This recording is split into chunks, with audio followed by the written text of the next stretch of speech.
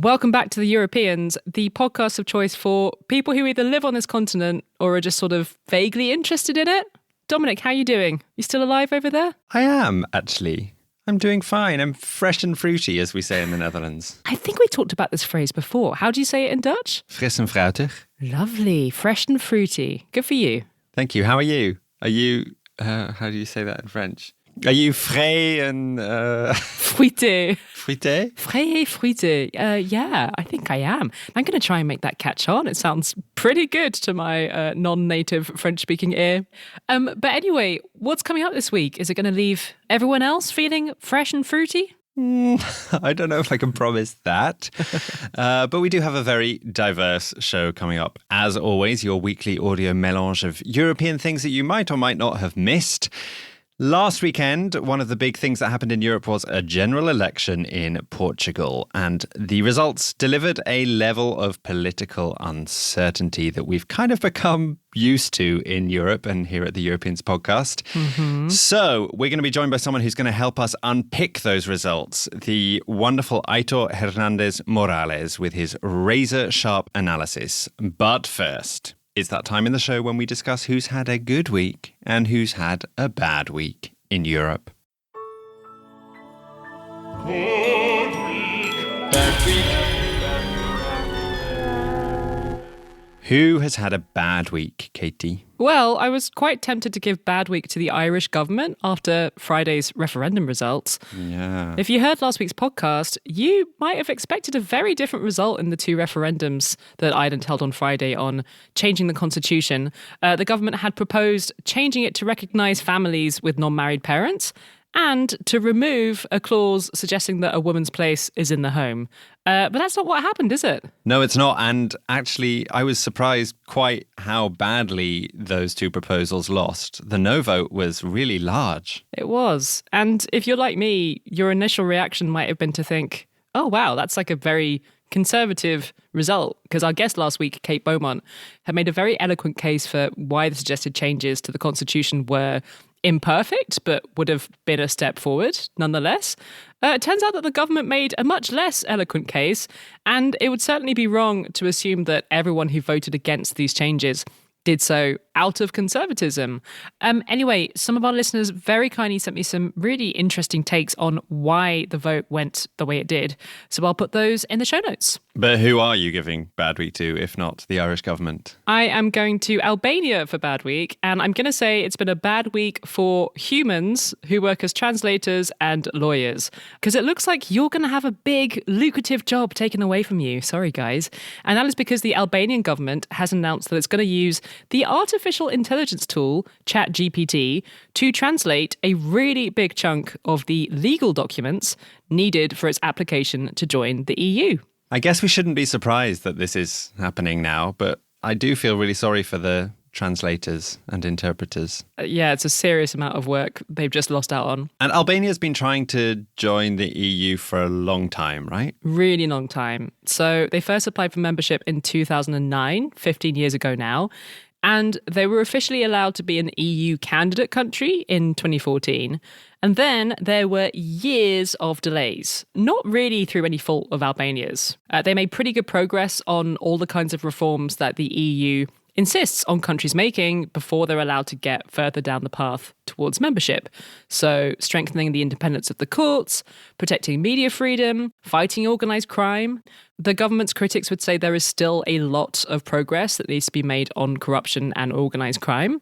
But the EU generally seems to have been pretty happy with how much has changed in Albania over the past decade or so. But even so, throughout all of these years of waiting, the EU basically said to Albania, listen, we're going to look at your application at the same time as the application of your neighbours, North Macedonia. And because their one is being held up over this completely separate fight that they're having with Bulgaria, your application isn't going anywhere. Sorry. That must be quite frustrating for Albania. Super frustrating.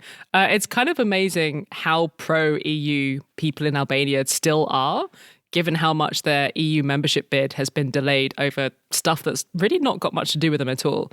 There was a Euronews survey in 2022 that suggested that 96% of Albanians considered EU membership to be very important for their country.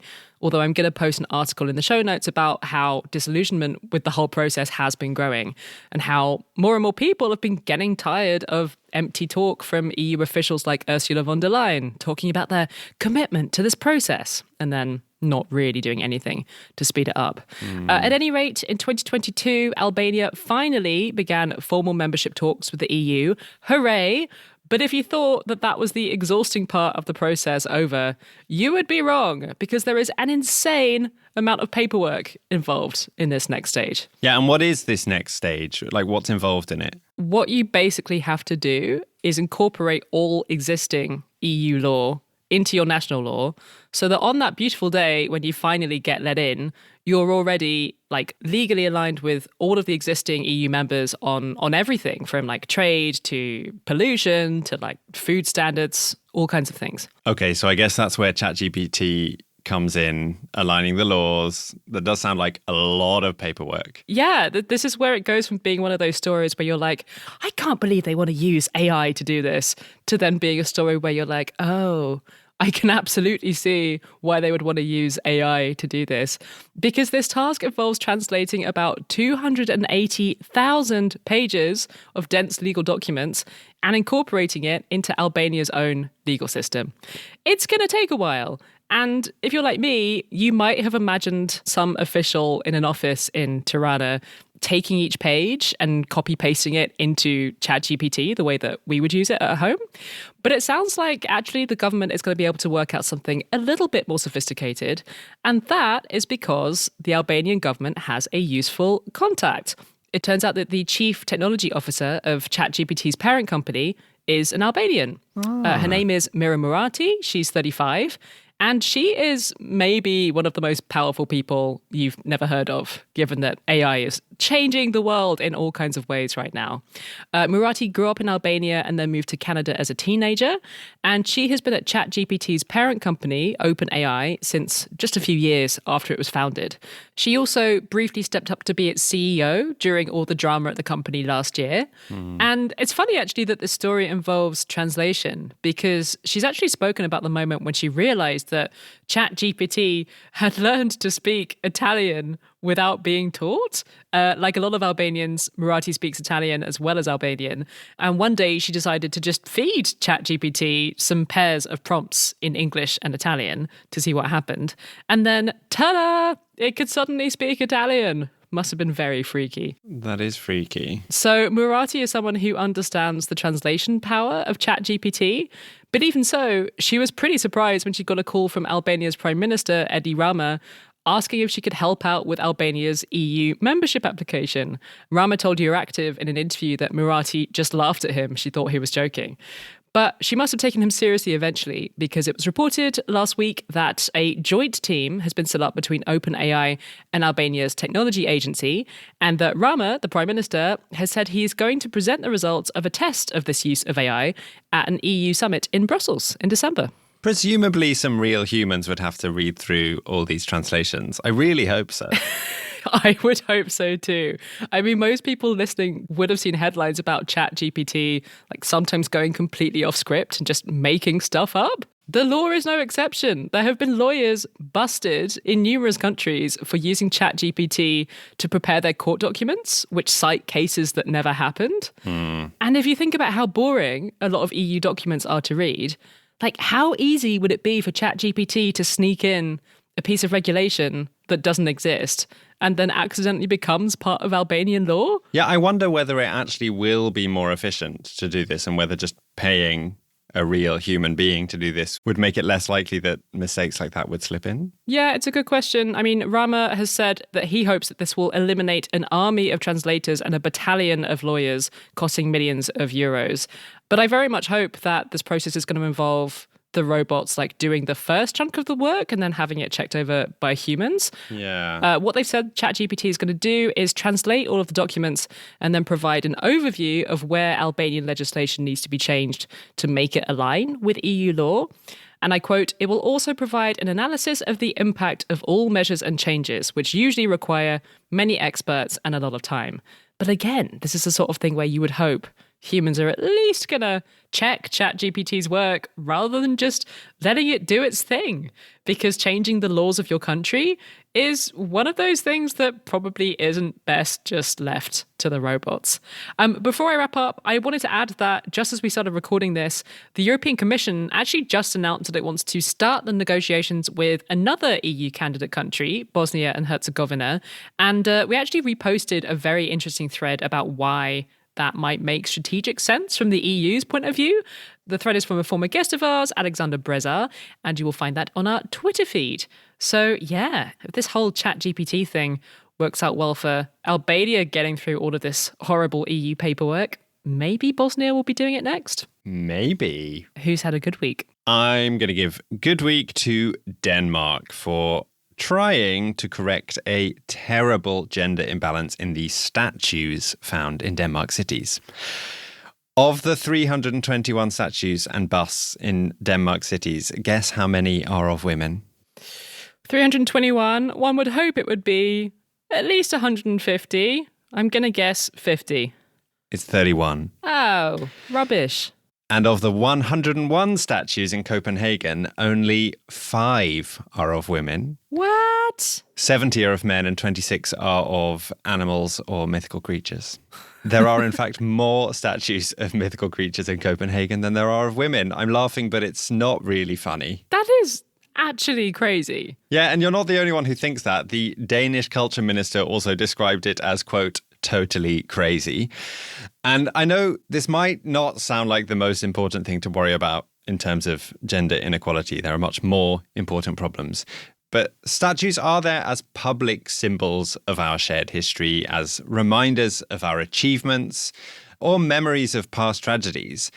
The Danish culture minister Jakob Engel-Schmidt said, "Is this really the mirror image that the next generation will grow up in, especially when you consider how many crucial achievements in society are due to women?" Mm-hmm. We all need role models that we can look up to and that give us an understanding of our shared past.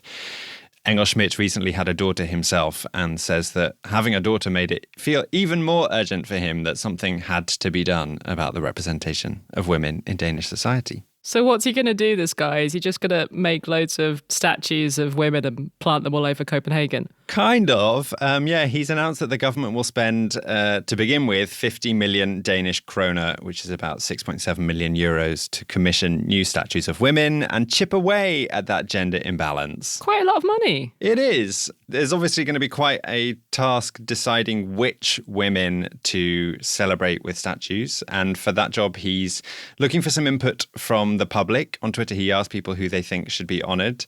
But he's also going to create a commission of experts who are going to make the final decisions. Some of the names that the culture minister has put forward himself are a famous pastry chef called Karen Folf and the country's first female ambassador, Bodil Begtrup. They should also put one of, what's her name, the star of Borgen? Sisse Babette Knudsen. I had exactly the same thought, Katy. Question. Yeah? I've never been to Copenhagen. Neither have I. But I do know that there's a famous statue there of the Little Mermaid, right? Yes, there is. Did they count her as a human or one of the mythical creatures? No, the Little Mermaid is not one of the women counted in the 5 statues in Copenhagen. She is a mythical creature. Oh. The Little Mermaid is indeed the most famous statue in Copenhagen. I think there are actually a few statues of the Little Mermaid in Copenhagen because Hans Christian Andersen, who wrote The Little Mermaid, was, of course, Danish. And of course, I have nothing against The Little Mermaid being celebrated in statue form, but I do have a problem with The Little Mermaid being celebrated in the place of real-life women who have done important things in Danish history. I also don't feel like if The Little Mermaid is going to be one of the few female statues that's seen around the place, she's not that good a feminist role model. Continue. I'm thinking out loud here. Because doesn't she give up her voice so that she can get a man? Oh. I don't know. I feel like I need to develop this theory a lot better. Please go on. We'll come back to that. But it's a good point, and she is definitely not a real woman, that's for sure. So I think it's good that she's not counted as one of the 5 real women who have a statue Agreed. in Copenhagen. Statues aside, how does Denmark do when it comes to sort of measures of gender equality? I always think of Scandinavia in general as being pretty decent, but I don't know the specifics. Yeah, I looked this up and it does seem like things are relatively decent there compared to other countries in the EU. There's actually this gender equality index that the EU publishes each year, and Denmark was, in the most recent one, ranked 3rd in gender equality after Sweden and the Netherlands.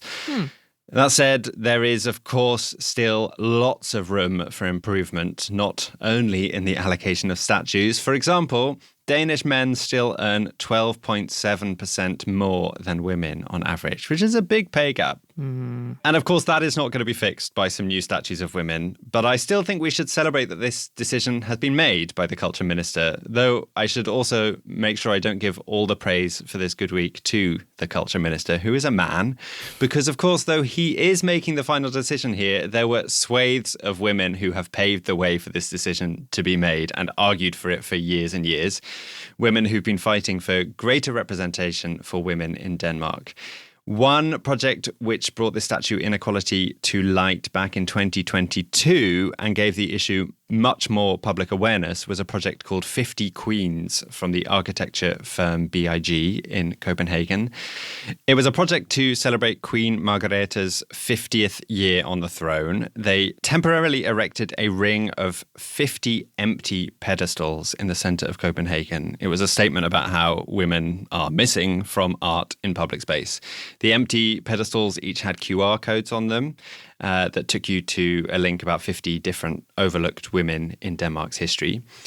And the woman who was behind that project was Giulia Fratelli, a designer, and she said to Bloomberg at the time, by digging out figures in the past that we don't think have been represented or heard from enough, it's almost as if we are rewriting Danish history in a way. But at the same time, we are looking forward.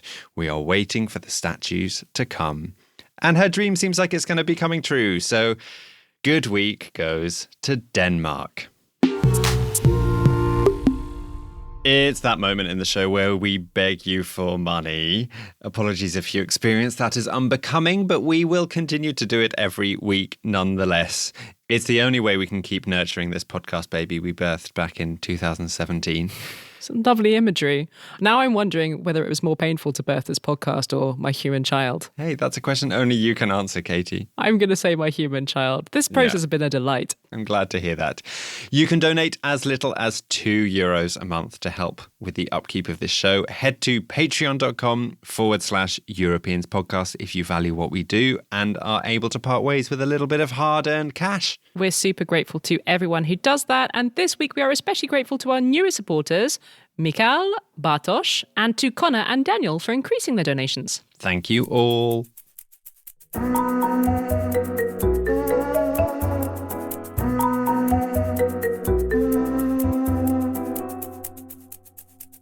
We love chaotic elections on this podcast. I shouldn't say that, should I? That's an irresponsible thing to say. Obviously, political stability is a good thing. And this is real people's lives, Katy, who are affected by the policies of incoming governments. It's serious. It's not just a game. However, as election nerds, I think it's fair to say that we're always very interested to see what happens when a country delivers a complicated election result. And Sunday's elections in Portugal were no exception. At one point, as the results were coming in, it was actually reported that the outgoing socialists had won the vote. But that didn't turn out to be the case. And a narrow victory was claimed by the centre-right Democratic Alliance coalition. The final results aren't actually in yet, so I won't give the numbers. But the centre-right looks to be just ahead of the socialists by a very slim margin. So they're the best place to form a government. And in third place, having made really significant gains, you guessed it, it's a far-right party. Yippee. So it's a complicated picture and one that taps into some wider political trends that we're seeing across Europe at the moment. Who better to decomplicate this very complicated situation in Portugal for us than Aitor Hernandez Morales? He's a reporter for Politico covering the Iberian Peninsula. You might have heard him on the show back in November talking about Spain's new government. He's back Dominic was very busy singing and sadly wasn't free to join us for this chat, but I was very happy to give Aitor a call in Lisbon.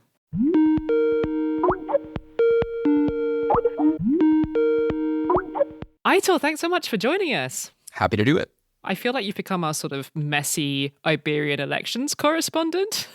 Basically, yeah. After last year's fun in Spain, it's been interesting to come back down here to Lisbon and to cover these elections, which in the end have been just as much of a nightmare in a lot of ways than the Spanish ones. Yeah. We knew that the outcome was going to be interesting, but I don't think anyone expected what happened on Sunday. I mean, it's super messy, especially compared to the last time Portugal held a general election, right? I mean, just over 2 years ago, the socialists got an absolute majority. What has changed since then? 2 years ago, we had snap elections here because the incumbent prime minister, socialist Antonio Costa, who's been in power since 2015, he had been governing with a series of minority governments backed by far-left parties in the parliament. These parties had progressively, with every passing year, kind of complained that the socialists were ignoring them, that they weren't really being as progressive as they promised to be.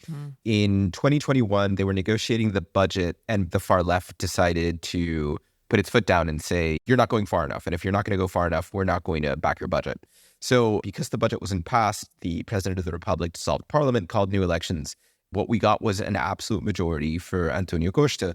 It was a surprise at the time, but when you look at the voting trends in Portugal, the Portuguese electorate generally enjoys stability. And I think that at that time in 2022, they had had 7 years of Antonio Costa, and they were kind of like, this guy's not too bad. He's doing it pretty well. Let's just let him do what he needs to do, and let's give him the seats that he can do that. What happens is he didn't do much with it. That's really one of the shocking things, and it's one of the things that I've heard a lot in Lisbon during the past few weeks. People were profoundly upset with the Costa government because with that absolute majority, nothing was done. None of the structural reforms that the country desperately needs. So one of the big issues here, for example, is housing. That's an issue all over Europe. But it's just one of those where it really would have been the moment for the socialists to tackle it, to come up with an ambitious housing policy. None of that was done. And one of the reasons that none of that progress was happening was that Costa's government was affected by constant scandals. So in the 2 years that it was in office this last time around, something like over a dozen high-ranking officials resigned for different reasons. Some of them because they were being investigated for corruption, others simply because they had questionable family interests in the sectors that they were supposed to be legislating over. The impression was that things just weren't really working out and that possibly the Socialist Party had become too comfortable in power. And that then leads us to November, when we have this explosive raid on the prime minister's official residence in Lisbon. And we find out that he and members of his cabinet are involved in this larger influence peddling probe. Now, Costa's not accused of anything formally, but he is being investigated by the country's Supreme Court. And meanwhile, you have members of his government who are being formally investigated for these questionable actions. Probably most problematically, you have Costa's chief of staff arrested. And when they arrested him, they found, I think, like 75,000 euros just stashed in his office that he wasn't quite able to explain. He claims that it has nothing to do with his government activities, but it leads everyone to wonder, what is this man doing with 75,000 euros in cash? It's never a good sign, is it, to have large amounts of cash in a political office? It's not a good look, undeclared cash. He now claims that he made the money giving seminars in Angola in like 2016, but none of it really makes sense. And then the other person who is arrested that same day when these raids take place is Serra Machado, who is a lawyer who's Costa's self-described best friend. And Costa for years had been kind of bringing him into the government to solve problems. He initially did this on a pro bono basis, which meant he had no oversight. Then they kind of had this symbolic contract with the government. But it definitely was one of those where it raised a lot of eyebrows. And in this particular circumstance, he's being investigated because there's suspicion that he was representing a private company at the same time that he was assisting the government in crafting legislation that would have affected this company. It's a series of bad looks.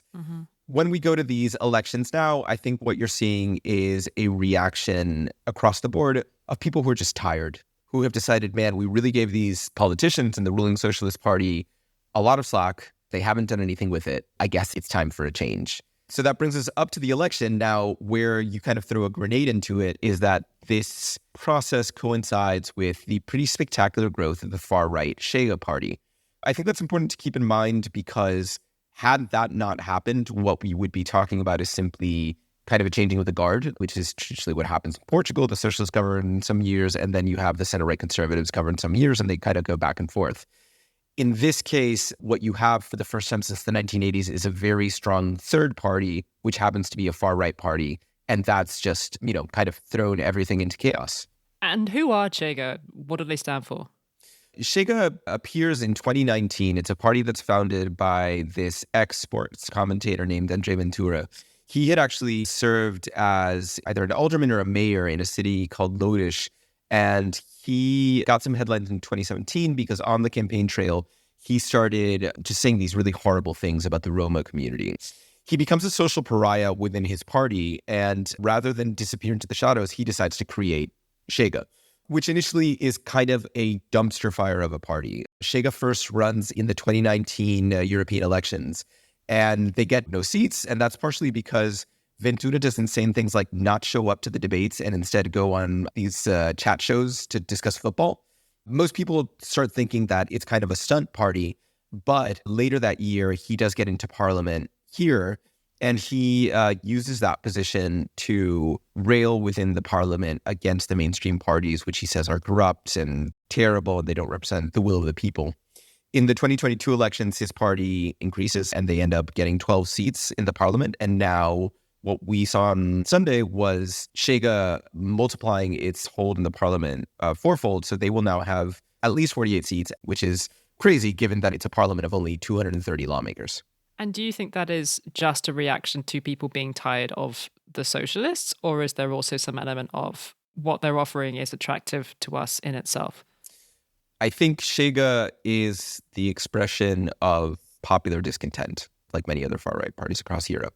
Portugal is, I believe, the poorest country in Western Europe. The difference here between the minimum wage and the medium wage is minimal. We're talking about a couple hundred euros. So people are upset because the economic growth that we've had in Portugal since 2015, which has coincided with this tourism boom, it's been great for the country's GDP. There are more jobs, but the jobs are very low quality jobs. And that influx of foreign tourists, of digital nomads, have made the cost of living extremely expensive here, especially in cities like Lisbon and Porto. What you have are people who are deeply frustrated. Certainly, Chega concentrates an older generation, the people who are on the forefront of being impacted by these changes.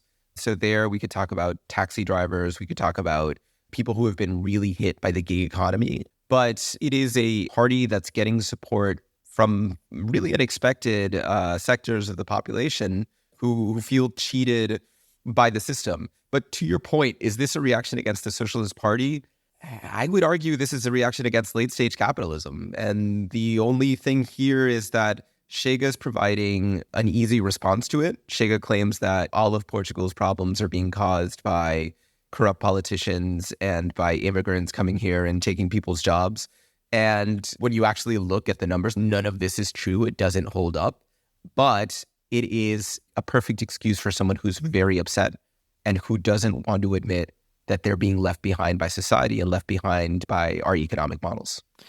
The centre-right winners of this election have said that they won't work with the far-right.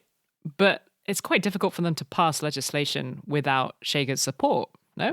Yeah, so this is something that we're going to see over the next few months. Presumably, Luis Montenegro, who's the head of the centre-right coalition, he'll be asked to form a government. He will then form that government at some point in April. In the immediate term, we'll have to see if he's willing to keep the budget passed by Costa socialists at the end of last year. This was one of the conditions that the president of the republic put for accepting Costa's resignation was he said, I'll accept it, but you have to stay on at least 3 weeks to pass a budget because we can't just leave the country without one.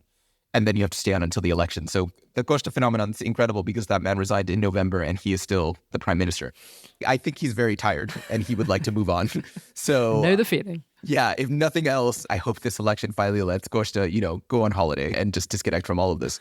But the real question will be whether Montenegro can pull off a budget in October. By Portuguese law, they have to present it and it gets voted on at that point. We'll have to see if the president of the republic dissolves the parliament if they can't pass it.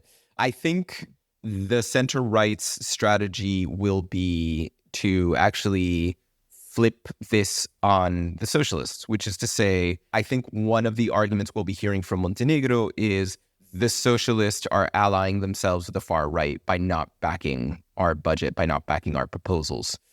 I wonder if that might actually be a winning strategy. If Montenegro is able to cast himself as a guy who really wants to work and really wants to get things done for the Portuguese people and does not want to make deals with the far right, but is being stopped by socialists who are just saying, no, we're not going to do anything, even if it's good for the Portuguese people, that might actually work in his favor. We'll have to see how that evolves. And then we'll also have to see if the socialists let the budget by. It's possible that they'll say, you know what, we're going to let this guy get one budget, in part because that will give the party time to reorganize itself. And has there been any suggestion that Montenegro, the centre-right leader, might break his promise and end up collaborating in some formal or less formal way with Chega just to get stuff done? We haven't seen that, and Montenegro has been pretty insistent that he will not enter into deals with Chega. One thing that we should look out for is, obviously, Montenegro can't control how Chega votes, so we should look at the appearance that might come if Chega decides to support some of his legislation anyway. It could be actually quite awkward for him in a lot of ways, because he will certainly then be accused of leading a far-right coalition, even if it's unofficial. Look, I think Portugal was in a tough spot, and we saw this in the 2022 elections. In the 2022 elections, Costa very effectively made the case that it was either him or it was the far right. And he got people to turn out in droves and to give him that absolute majority. That scenario, a scenario where the center-right cannot conceivably govern without the far right, I think is dangerous in the long term for democracy, because whether one likes it or not, there are a lot of conservative voters in Portugal. And if those people feel like mathematically they have no shot at ever having a prime minister, those people are only going to get radicalized, because they're going to feel like their voices aren't being heard. But to your point, in terms of whether Montenegro could pact with Chega, at a personal level, it would be incredibly stupid for him, because he's been on the record so many times saying that he wouldn't do it. And I think it would probably be very dangerous for his party. Has there ever been any suggestion of having like a formal centre-right, centre-left grand coalition, or did the two major forces just say, no way, we're not doing that? No. To my knowledge, it's only happened once in Portugal in the 80s, and it was a very extreme situation where there was pressure from, I believe, the IMF. But no, it's something that just isn't a thing in the Iberian Peninsula. I mean, in the same way that it would be unthinkable in the UK outside of wartime. We would never contemplate the Tories and Labour getting together and forming a great coalition for the good of the country. And that's more or less the same here, I think, because these are very centrist parties in the end. So I think their calculation is if they were ever to come together, they would alienate their most stalwart loyalists. And at the same time, they would leave moderates wondering what the difference was between one or the other. And that probably wouldn't favor them in the long term. How likely do you think it is that this whole thing ends in fresh elections? We can't have fresh elections at least for 6 months. Mm-hmm. The Portuguese constitution is delicious because it's a series of like blocks of time. It's very fun whenever you cover stuff here because you basically have to be doing math the whole time. So by law, you cannot hold elections within 6 months of the previous elections. And then those elections can only be held 55 days after the parliament is dissolved and the president calls them. So at the very soonest, we would have elections in November. Then we start getting into more complex things. If, for example, Montenegro manages to get his budget passed and he makes it into next year, I think it's in 2026, we have to pick a new president of the republic because he'll be out. And there too, you can't hold elections within 6 months before or after. So that basically locks it in. So there is a timeline where Montenegro could presumably either be out in 9 months or he will be stuck in office for 2 years because they won't be able to hold elections before. So it's going to be interesting to see. My bet is that he will get his first budget passed. I think the socialists will opt for that pragmatic solution, and then we'll see where it goes.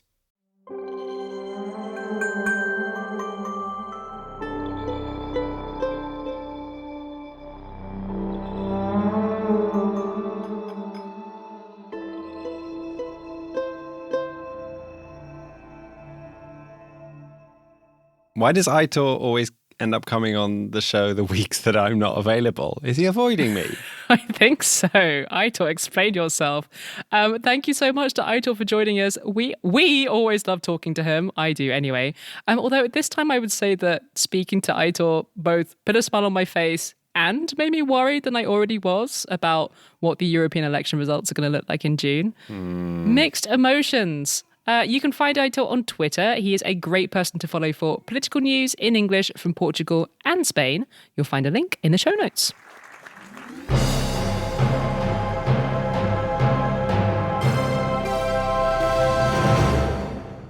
What have you been enjoying this week, Dominic?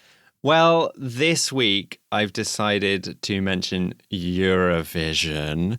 So please skip forward 30 seconds if you are allergic to Eurovision chat. I know some people are, although you may want to stay and hear my ridiculous hot take, even if you hate the contest. Go on. I want to talk about the Dutch entrant. I'm sorry for talking about the entrant from my country of residence. But Biased much? Yeah, right. But it is creating waves online. It's the most watched Eurovision video on YouTube this year by quite some way, I think. Huh. The song is called Europapa, and the reason why I want to talk about it today is because I think it might be one of the most explicitly pro-EU songs in the history of Eurovision.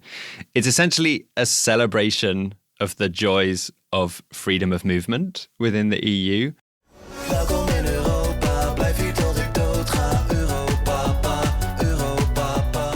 Joost Klein, the artist behind this hit, is dressed in some of the music video in a costume that's essentially the EU flag.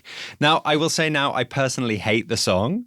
I think it's horrible to listen to, but I do love the concept behind it, and I understand why it's become a bit of a viral hit online. Didn't you say it's like really beautiful in Dutch, but you might not be able to understand that if you don't speak Dutch? Yeah. The words are really beautiful because it's both about freedom of movement and celebrating the EU and being able to cross borders. And it's also about his father, who died when he was, I think, 12, and about how his father encouraged him to look out and experience the world beyond the borders of his own country. So he's celebrating his father, his Europapa, and the European Union all at the same time.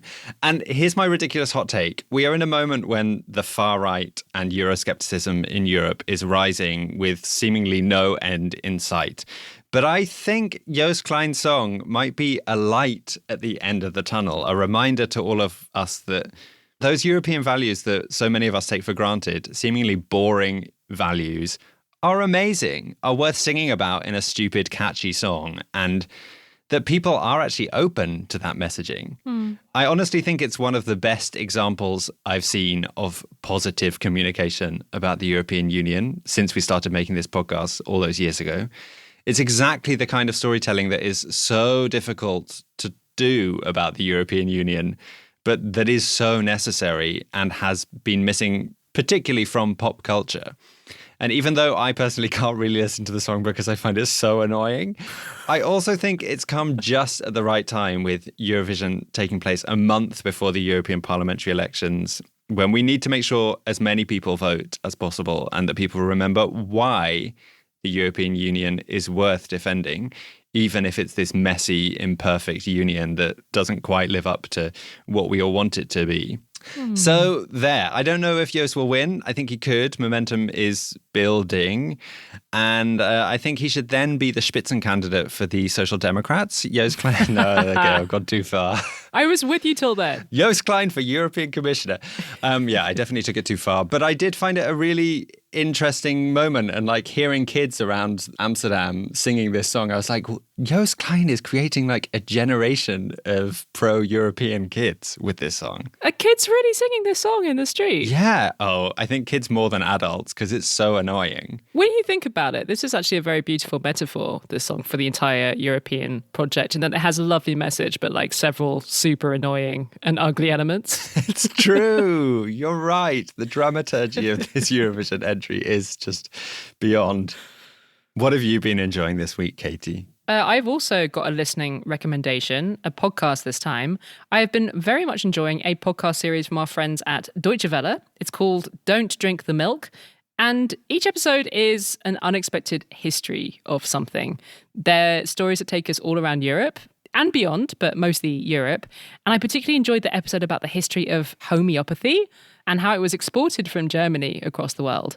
I also really liked the episode about passports. And it's funny that you mention freedom of movement, because this podcast episode, it really blew my mind in teaching me just how different mainstream opinions were about freedom of movement like a century ago. Passports were really quite widely seen as an annoying restriction on people's ability to go about as we pleased. Oh, how things changed. But yeah, there's episodes about the surprising history of all kinds of things, like bagels and IPA beer. And milk. And milk, you'll be pleased to hear. Yeah, I'm really enjoying this series. It is called Don't Drink the Milk.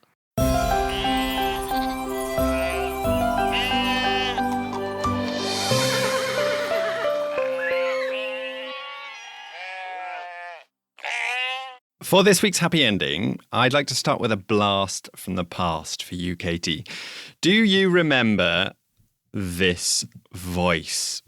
Even if a nuclear bomb should hit Svalbard, the seeds are so deep stored inside the mountain, so they will be safe.